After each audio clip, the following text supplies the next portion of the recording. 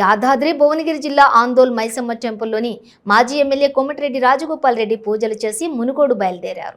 కేసీఆర్ కుటుంబ పాలనకు చరమగీతం పాడడానికి ఆనాడు బీజేపీలోకి వెళ్లానని, ఈనాడు మళ్లీ కాంగ్రెస్లోకి వచ్చానని అన్నారు.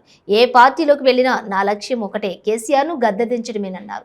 తెలంగాణ మొత్తం కాంగ్రెస్ హవా నడుస్తుందని, తెలంగాణ ఇచ్చిన తల్లి సోనియా గాంధీకి రుణం తీర్చుకునే అవకాశం వచ్చిందని రాజగోపాల్ రెడ్డి వ్యాఖ్యానించారు. పార్టీలో చేరిన తర్వాత మొట్టమొదటిసారి కాంగ్రెస్ పార్టీ అభ్యర్థిగా మునుగోడు ప్రకటించిన తర్వాత మొట్టమొదటిసారిగా ఆందోళ్ మైసమ్మ టెంపుల్లో అమ్మవారి ఆశీస్సులు తీసుకొని ఈరోజు ప్రచారం మొదలుపెట్టడం జరిగింది.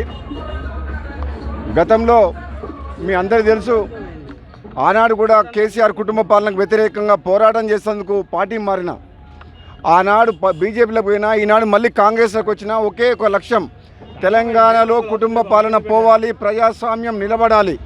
ఈ తెలంగాణ ఒక కుటుంబం కోసం రాలేదు, కేసీఆర్ కోసం రాలేదు, బడుగు బలహీన వర్గాల కోసం వచ్చింది. ఏ రోజైతే కేసీఆర్ గారు కాంగ్రెస్ పార్టీకి సంబంధించిన 12 మంది ఎమ్మెల్యేలను తీసుకొని ప్రశ్నించే గొంతు లేకుండా ప్రజాస్వామ్యాన్ని కూని చేసిండో ఆ రోజే నా పోరాటం స్టార్ట్ అయింది. మళ్ళీ తెలంగాణలో కేసీఆర్ని గద్దె దింపేంత వరకు నా పోరాటం ఆగదు. అందులో భాగంగానే మళ్ళీ నేను కాంగ్రెస్లోకి వచ్చిన. తెలంగాణ సమాజం మొత్తం కాంగ్రెస్ కాంగ్రెస్ కాంగ్రెస్ అంటుంది. తెలంగాణ ఇచ్చిన కాంగ్రెస్ పార్టీ రుణం తీసుకుంటామని చెప్పి, సోనియా గాంధీ రుణం తీసుకుంటామని చెప్పి తెలంగాణ ప్రజలందరూ కూడా ముక్త కంఠంతో ఏకతాటి మీదకి వచ్చిండ్రు. అందుకనే భారతీయ జనతా పార్టీలో నాకు గౌరవం ఇచ్చినా సరే, పదవులు ఇచ్చినా సరే, నేను తెలంగాణ సమాజం కోసం, తెలంగాణలో ప్రజాస్వామ్యాన్ని కాపాడుతాం.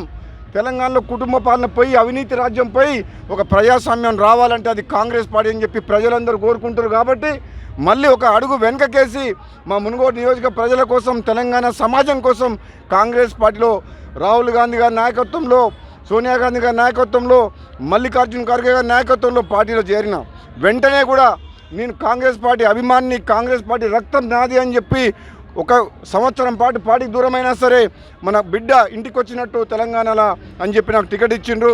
వాళ్ళందరికీ కూడా ధన్యవాదాలు చెప్తున్నా. మునుగోడు ప్రజల నమ్మకం మీద మళ్ళీ మునుగోడు ప్రజలు నన్ను ఆశీర్వదించి ఈ మునుగోడులో మళ్ళీ నన్ను గెలిపిస్తారని చెప్పి పూర్తి నమ్మకంతో రేణుక మన ఆందోళ్ మైసమ్మ ఆశీస్సులో తప్పకుండా గెలుస్తారని నమ్మకం నాకుంది. Thank you. జై బోలో ఆందోళ్ మాతా కీ జై.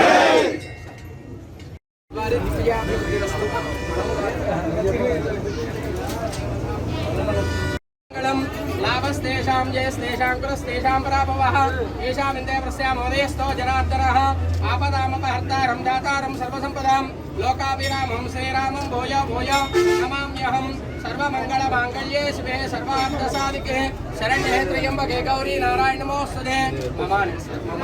మమ ఉపాదేవారస్య దుర్దక్షేద్వార శ్రీ పరమేశ్వరమధ్యస్య శ్రీ పరమేశ్వర ప్రీత్యర్థం పూర్వోక్తే మంగళ విశేష విశిష్టాయాం శుభతిథౌ శ్రీమాన్ గోత్రస్య గురునాథగోత్రోద్భవస్య కోమటిరెడ్డి రాజగోపాల్ రెడ్డి గారి నామధేయస్య ధౌంతి లక్ష్మీ నామ్నే సమత్రస్య సహ కుటుంబానాం సహ గోత్రాణం.